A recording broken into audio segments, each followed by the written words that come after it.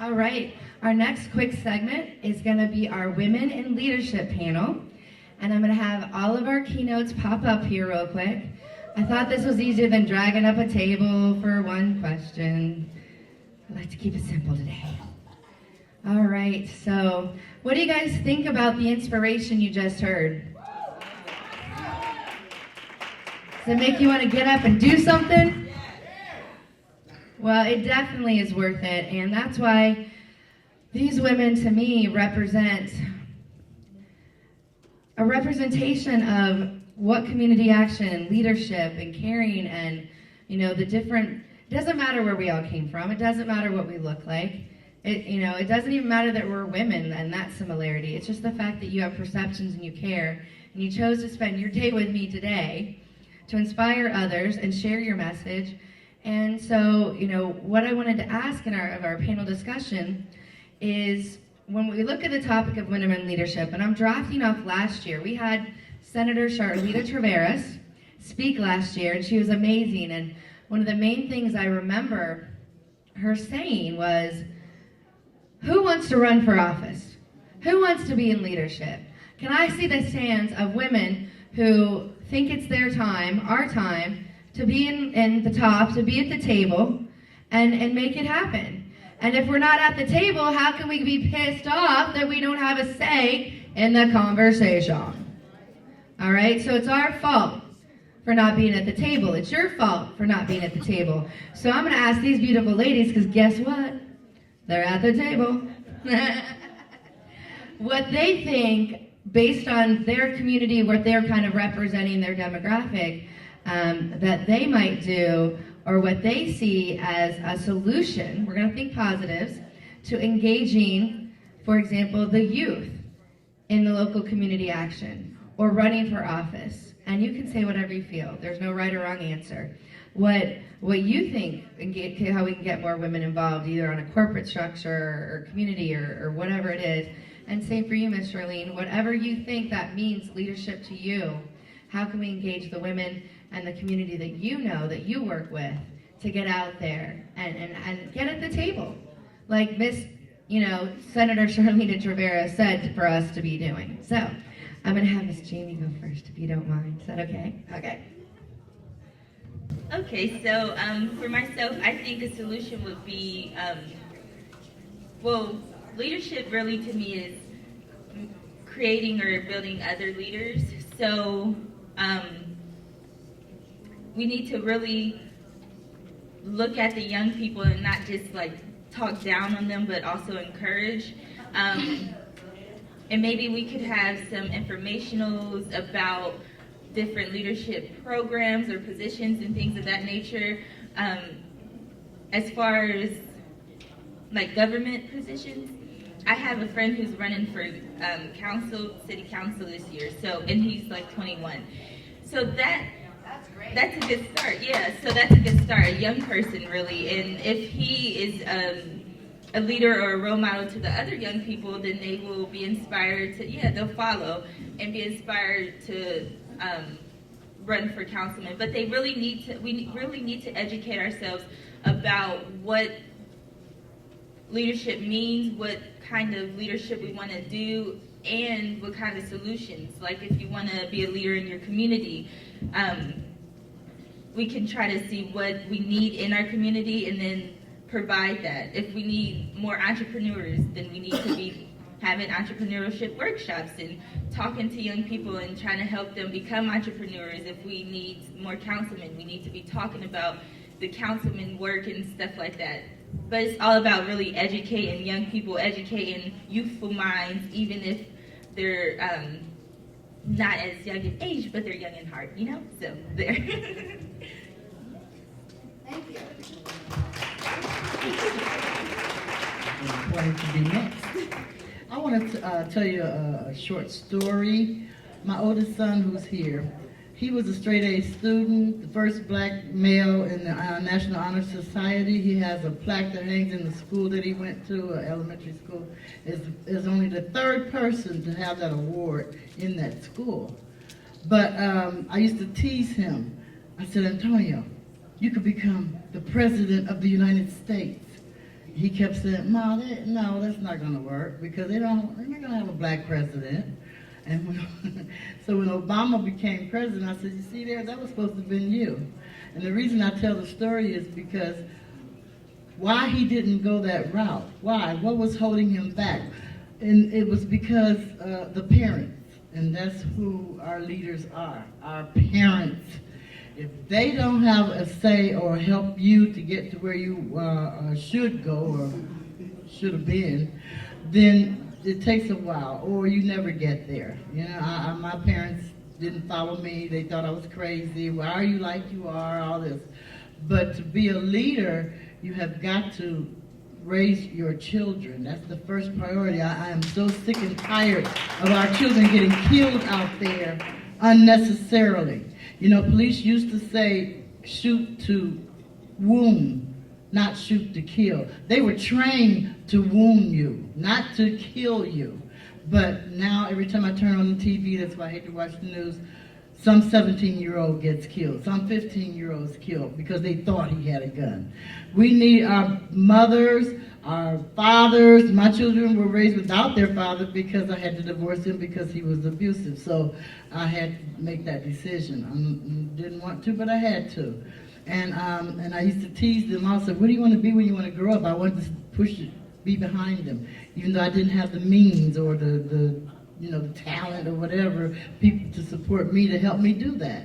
But I raised them the best that I could, and that's what I feel our leaders are coming from, our parents, those parents who are willing to sacrifice. I think of Obama, how he says his mother used to wake him up at 3 o'clock in the morning, get that book, you know? So this is why he's where he is today.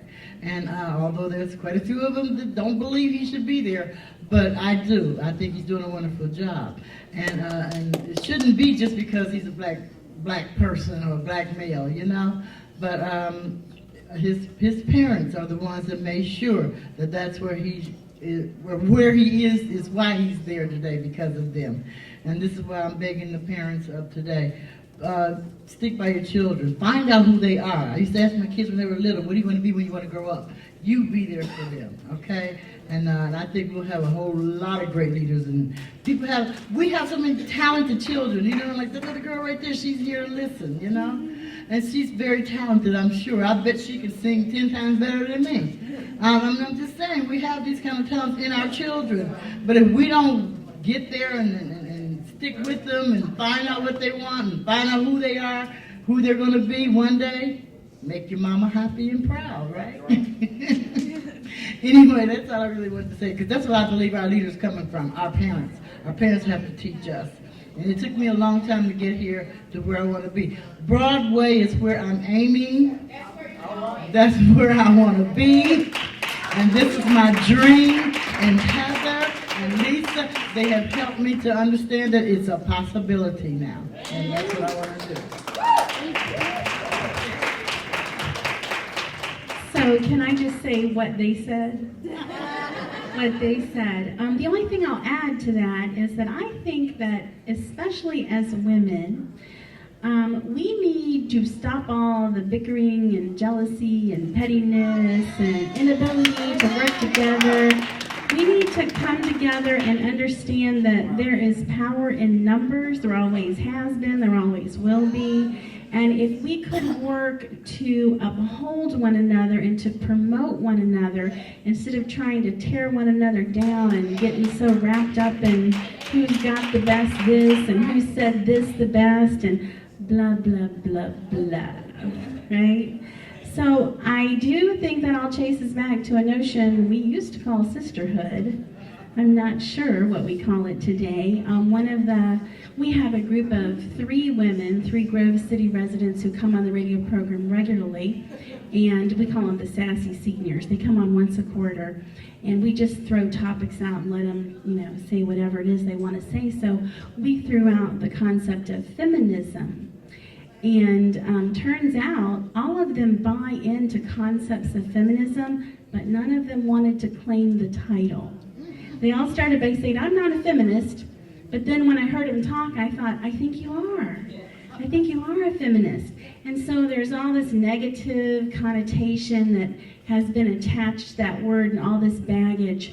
But when you reject the idea of feminism, part of what you're doing is rejecting the possibility of sisterhood.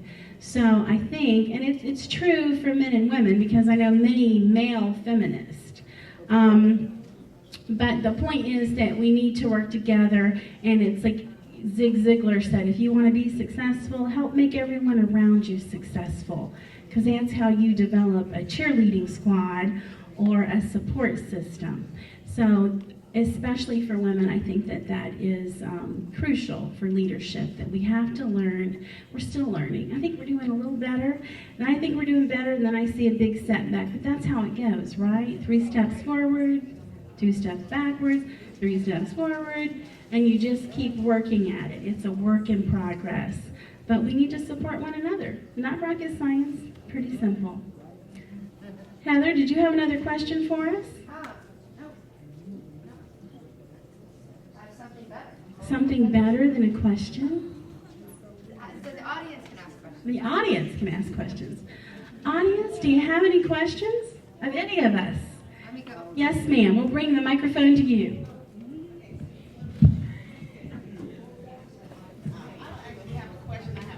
Comment. I just wanted to say I think it's amazing that you all represent different age groups, but going for one purpose. And I just wanted to commend all 3 of you, for even having the courage to come out and, speak amongst us and being obedient and being bold enough to give us the information that, I'm going to say that God has placed into you, to inspire and to do, what it is that you are on this earth to do. So I just wanted to tell all 3 of you to keep going until you see the fulfillment of what your plan is, even beyond that. So kudos. Woman.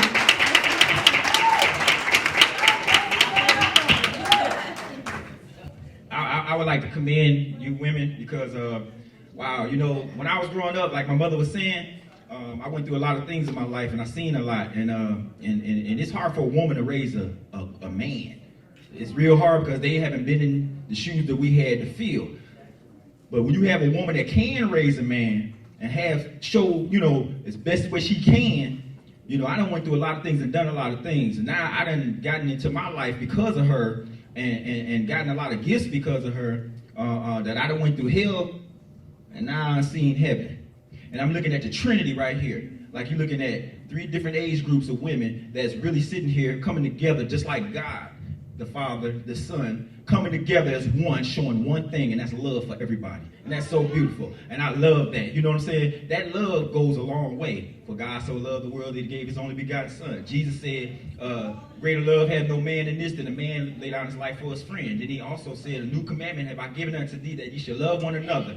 As I have loved you, that you should also love one another. And that love comes a long way. It is so powerful to see that women had to come together so that we can see what we need to be in our life. Amen. My oldest son. Shirley.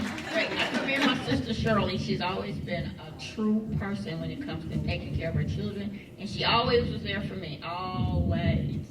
But there's one thing about her: she always told us to be ourselves. She never said do something, do what she did or do what somebody else did in the family. She said do what you want to do. You can be great at what you want to do. So I really commend you, and I love you. Love you too.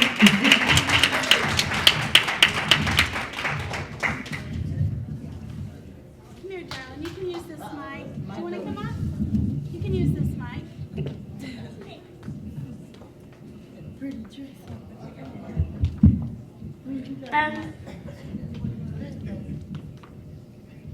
Actress, you're gonna be in the show business. Can I have this microphone? You can borrow. Comedian.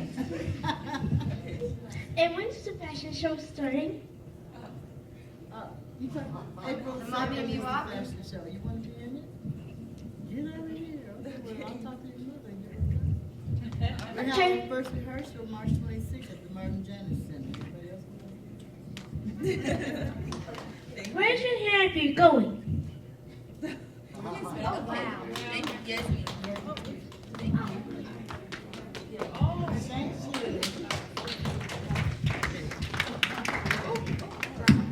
Bye-bye.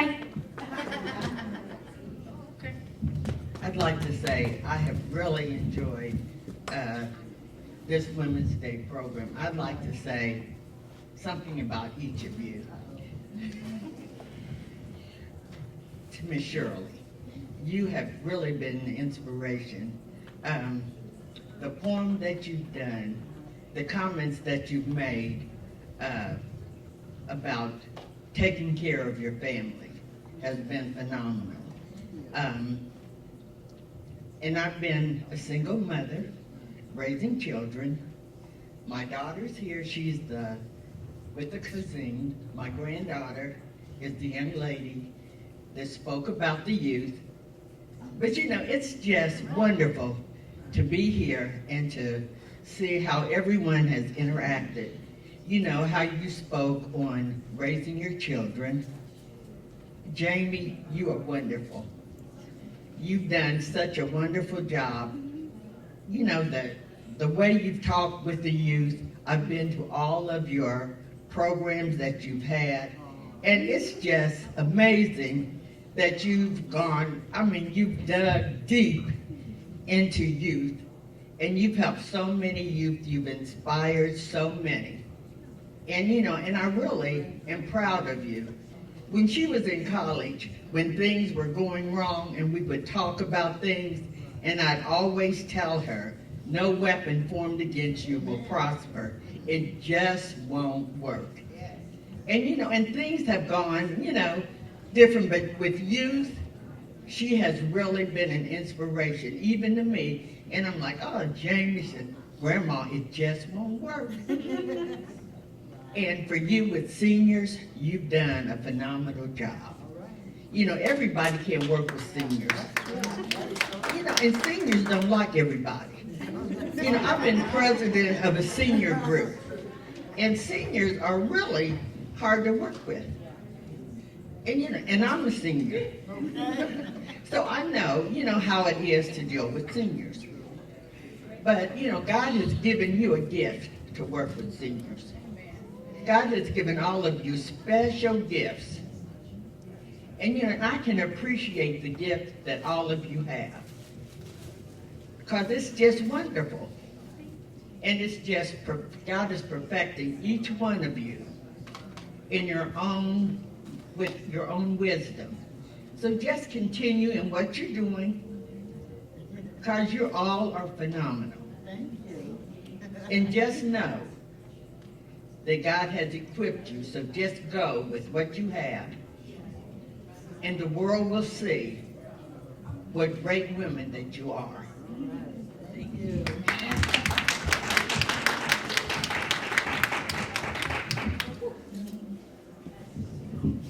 Thank you, thank you, thank you. I think we have another comment question, so please go ahead. Well, I just wanted to commend all of you all. I'm truly thankful and blessed by God to be standing here today as a testimony to my mom, Charlene, how I'm the third oldest of her 8 children.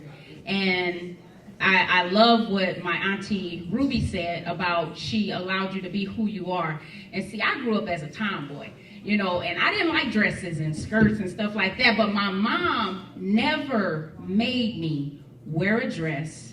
She never made me do girly things because I always wanted to do sports and all of that. And and I'm encouraged by that because she allowed me to be me doing sports. And not only that, I'm standing here today as a survivor. I've been through an abusive marriage, and because my mom made it, her strength, through God giving her strength, allowed me to have strength. And I'm married to a wonderful man of 24 years now. Hallelujah, because of God, but because of that woman right there with her, I said, Mom, you never gave up on us. You raised 8 kids with God's help, and you never, and that stuck with me. I mean, out of 8 kids, I think I probably got more whippings than all her 8 kids because I was always into something.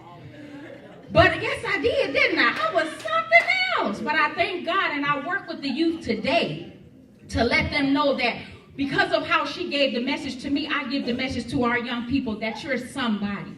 And don't never let nobody undervalue who you are. And I work with youth ages 6 to 17. I would love to get your business card. I'm over in Cleveland, Ohio, and work at the Merrick House.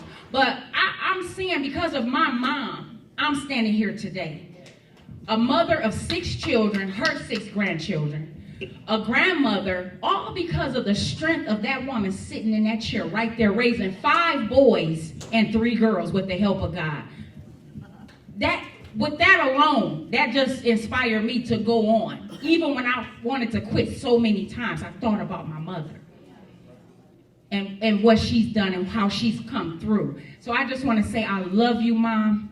You don't never have to say you love me. What you did in raising me showed me you love me. Even though you do tell me you love me, but I'm just saying, thank you. Thank you, because this youth right here was on her way out to commit suicide so many times that you never knew about. But because of your strength, I stand here today as a living testimony of one of your children that's still standing and encouraging young people, don't give up. Because if people write you off, God and your mother never write you off. Woo! Awesome. Thank you, thank you, thank you. Say some more.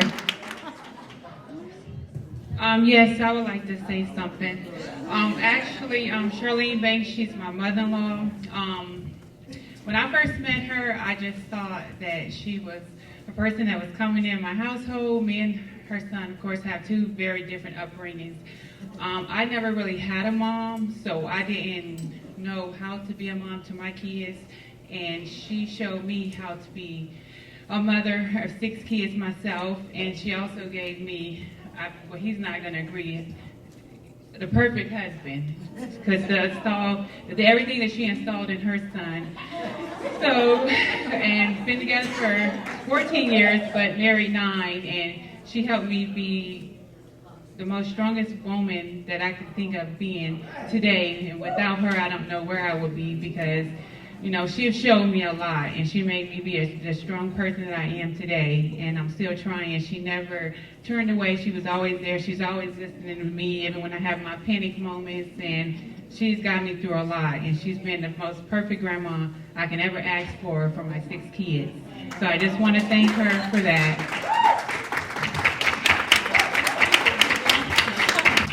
Thank you so much, everyone. I really appreciate all the audience comments. I really, really appreciate you guys inspiring the audience, these comments, right? And so to show my appreciation, I have a little gift for each of you. So if you hold the mic so I can, I'm not good obviously with 2 hands going. So again, Ariel Esterline custom designed each and every one of these paintings. And this is for Miss Queen Jamie, our youth. And I gave you another certificate to honor your public speaking tour, journey, launch, whatever you want to call it. Many, many more plaques, many more trophies, many more, right? And I'm ready to help you write your book. All right. And then for Miss Charlene Banks, this is my favorite symbol. This is an infinite love symbol.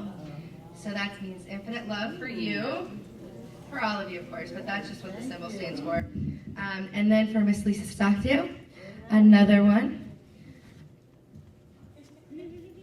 Some more infinite love. I can never.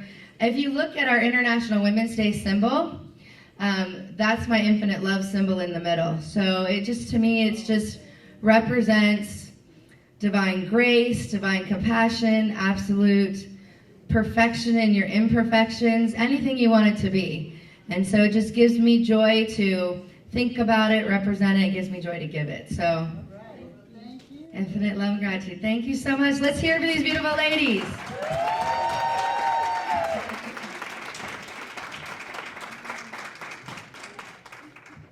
And thank you. I didn't get your daughter's name. What was your daughter? From Cleveland? Malvina. Thank you so much for your inspirational words. That's exactly, part of the whole message today of inspiring the youth. And we definitely want to do an International Women's Day in Cleveland, but we don't have to wait till next March to get together and do something fun and get some leadership going and some activism. So thank you again, ladies. You may retire to your locations.